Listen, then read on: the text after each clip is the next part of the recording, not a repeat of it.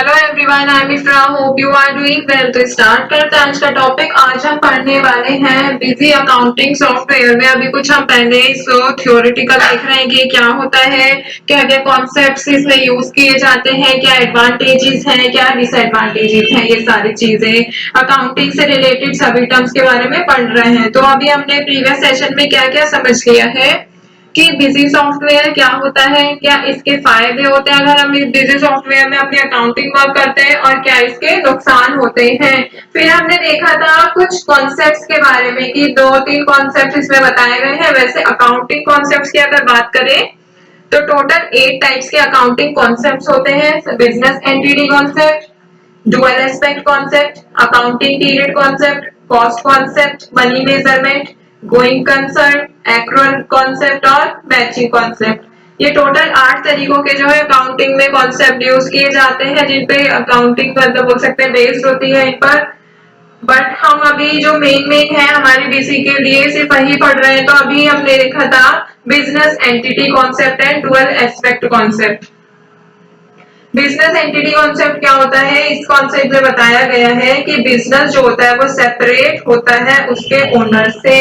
मतलब according to this concept जो owner होता है फर्म का, उसको कैसे कंसीडर किया जाता है, यहाँ पर क्रेडिटर ऑफ द बिजनेस उसको कंसीडर किया जाता है। और जो वो इन्वेस्ट करता है अपना क्या बोलते हैं कैपिटल इन्वेस्ट करता है बिजनेस में, वो बिजनेस के लिए क्या रहती है, लायबिलिटी रहती है। सेकंड कॉन्सेप्ट की बात करते हैं, डुअल एस्पेक्ट कॉन्सेप्ट। काफी ज्यादा इजी कॉन्सेप्ट है ये। तो अकॉर्डिंग टू दिस कॉन्सेप्ट हर ट्रांजेक्शन जो होती है उसके दो इफेक्ट होते हैं, डेबिट एंड क्रेडिट। जिसका मतलब क्या है कि जहां पर भी ट्रांजेक्शन होती है उसके एटलीस्ट 2 अकाउंट्स पर अफेक्ट होना चाहिए उसका, ठीक है। और कौन कौन से अफेक्ट होते हैं effects, debit and credit her transaction के, ठीक है। नाउ इन दिस वीडियो हम क्या पढ़ने वाले हैं, अकाउंटिंग पीरियड कॉन्सेप्ट के बारे में पढ़ने वाले हैं कि अकाउंटिंग पीरियड कॉन्सेप्ट क्या होता है, और इसको हम एग्जाम्पल के थ्रू समझेंगे, ठीक है। तो नोट्स ओपन करते हैं यहाँ पे। देखिए ये रहा जो भी मैंने अभी आपको बताया शॉर्ट में सारी चीजें।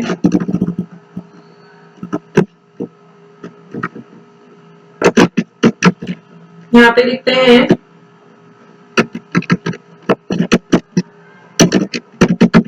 Accounting period concept. Accounting period concept, देखिए पीरियड क्या होता है, किसी भी एक तरह से ड्यूरेशन की बात की गई है, ठीक है। तो कौन सा टाइम पीरियड होता है अकाउंटिंग का, तो यहाँ पे लिखते हैं the time period during which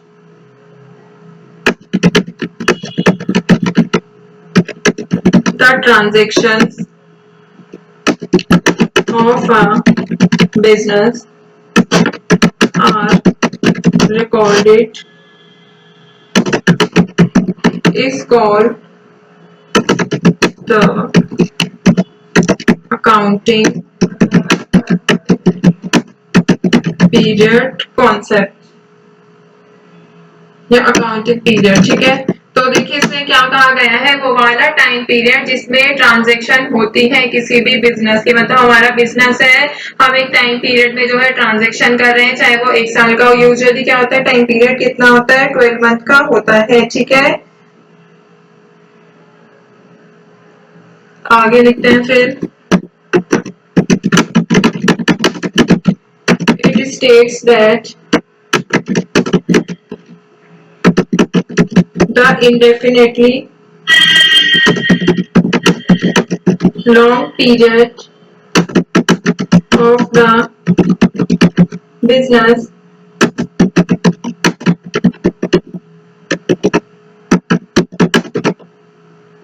should be divided into shorter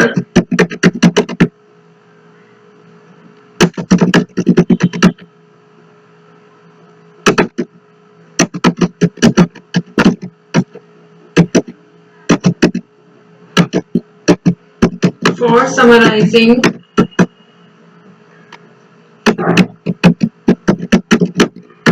accounting information। तो सेकंड पॉइंट में क्या कहा गया है, ये क्या बताता है, इट स्टेट्स दैट द इनडेफिनिटली, मतलब जो लॉन्ग पीरियड होता है बिजनेस का, बिजनेस की लाइफ का, वो क्या होता है, डिवाइड किया जाता है उसको छोटे छोटे शॉर्ट पीरियड में, ताकि हम अपनी जो है अकाउंटिंग इंफॉर्मेशन को समराइज कर सकें। ठीक है, accounts for a business are prepare for a specific period. Generally कितना होता है ये, 12 मंथ्स, मतलब कि यहाँ पे 1 ईयर का जो है यूजुअली अकाउंटिंग पीरियड माना जाता है। कब से कब तक का होता है, 1 अप्रैल से टू 31 मार्च। ठीक है, पूरे एक साल का होता है। 1 अप्रैल से इंडिया में जो अकाउंटिंग पीरियड यहाँ पे जनरली 1 अप्रैल से ही लिया जाता है। ठीक है, तो अकाउंटिंग पीरियड आपको समझ आ गया है क्या हो गया। अब एग्जाम्पल के अकॉर्डिंग समझ लेते हैं। यहाँ पे देखिए अकाउंटिंग पीरियड जो होता है वो 1 अप्रैल से 31 तक क्या इंडिकेट करता है, हमारा फाइनेंशियल ईयर इंडिकेट करता है according to the Indian government. ठीक है, बट सम जगह पर क्या होता है, यहाँ पे कुछ जगह पर अदर अकाउंटिंग पीरियड्स एप्लीकेबल होते हैं इंडिया में ही, जैसे कुछ कैलेंडर ईयर के अकॉर्डिंग। कब कैलेंडर ईयर कब से कब तक होता है, 1 जनवरी से 31 दिसंबर तक, ऐसा भी हो सकता है।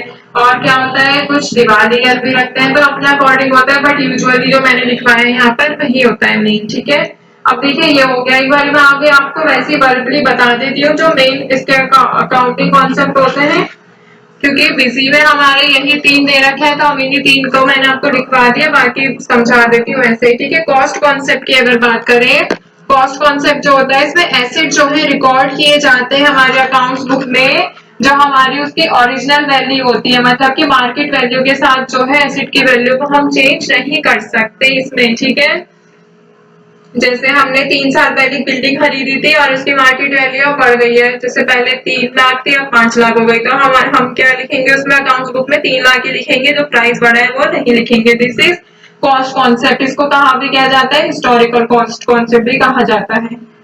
मनी मेजरमेंट कॉन्सेप्ट क्या बताता है, फिफ्थ है ये। ठीक है, 3 तो मैंने लिखवा दिए, फोर्थ कॉस्ट हो गया, फिफ्थ मनी मेजरमेंट हो गया। मनी मेजरमेंट कॉन्सेप्ट होता है जितने भी इवेंट्स ट्रांजैक्शन जो मेजर किए जा सकते हैं इन टर्म्स ऑफ मनी, जिनको हम रिकॉग्नाइज कर सकते हैं फाइनेंशियल स्टेटमेंट्स में इन टर्म्स ऑफ मनी, वो क्या होता है, मनी मेजरमेंट कॉन्सेप्ट होता है। और जिनको हम मेजर ट्रांजेक्शन को मेजर नहीं कर सकते मनी में, वो रिकॉर्डेड भी नहीं किए जाते हैं अकाउंट्स बुक में। ठीक है, going concern concept, sixth one is going concern. Going concern में क्या होता है, इसमें बिजनेस एंटिटी जो होता है वो कॉन्टिन्यू, मतलब इसमें जो बिजनेस होता है उसको कॉन्टिन्यू रखा जाता है फॉर इंडेफिनाइट टाइम पीरियड, उसको हम इमीडिएट लिक्विडेट नहीं करते हैं अपने बिजनेस को। ठीक है, ऐसा नहीं है कि उसमें हम अपने जो एसेट्स होते हैं बहुत ज्यादा लो वैल्यू पर बेच दें और लॉस को सोचकर हम क्या करें, अपना बिजनेस बंद कर दें, ऐसा नहीं होता। गोइंग कंसर्न में बिजनेस भी गोइंग ही, मतलब बोल सकते हैं कंटिन्यू रहता है। ठीक है, फॉर सेबल फ्यूचर तक। फिर देखते हैं एक्रूअल कॉन्सेप्ट। एक्रूअल कॉन्सेप्ट क्या होता है, इसमें जो इनकम और एक्सपेंसेस को रिकॉग्नाइज किया जाता है एंटरप्राइज या फिर बिजनेस के थ्रू कि वो अर्न कर लिए गए हैं, अगर रिसीव करने हैं तो वो रिसीव हो गए हैं या नहीं हुए, अगर पेमेंट करनी है तो पेमेंट कर दी है या नहीं हुई है, इसमें ये सारी चीजें देखी जाती हैं। ठीक है, कि एक्चुअल मनी रिसीव या फिर पेड हो गया है या नहीं हुआ है। Next one is matching concept. Matching concept जो होता है वो बेस्ड किस पे होता है, अकाउंटिंग पीरियड कॉन्सेप्ट पे, जो कि अभी मैंने आपको बता दिया है ये वाला। और एक्रूअल कॉन्सेप्ट, जिसमें एक्रूअल कॉन्सेप्ट में क्या बताया अभी, कि हम अपने इनकम और एक्सपेंसेस को रिकॉग्नाइज करते हैं कि हमने पे कर दिया है या नहीं किया है, या रिसीव हो गया है अमाउंट, हम एक्चुअल अमाउंट या रिसीव नहीं हुआ है।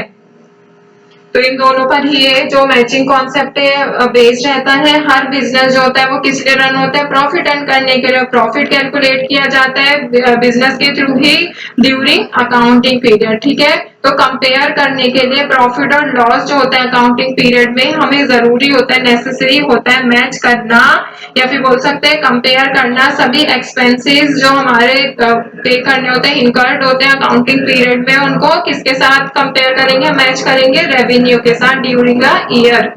ठीक है, तो आई होप आपको समझ आया होगा। मैचिंग कॉन्सेप्ट में मैच करता है एक्सपेंसेस और रेवेन्यू को। तो यहाँ पर हमने टोटल 8 टाइप्स के जो कॉन्सेप्ट है यहाँ पे देख लिए हैं। आई होप क्लियर हो गया होगा। जो मेन बिजी में दे रखे हैं वो मैंने आपको यहाँ पे लिखवा भी दिए। तो टॉपिक को एंड करते हैं, मिलते हैं नेक्स्ट सेशन में। Stay tuned and thank you.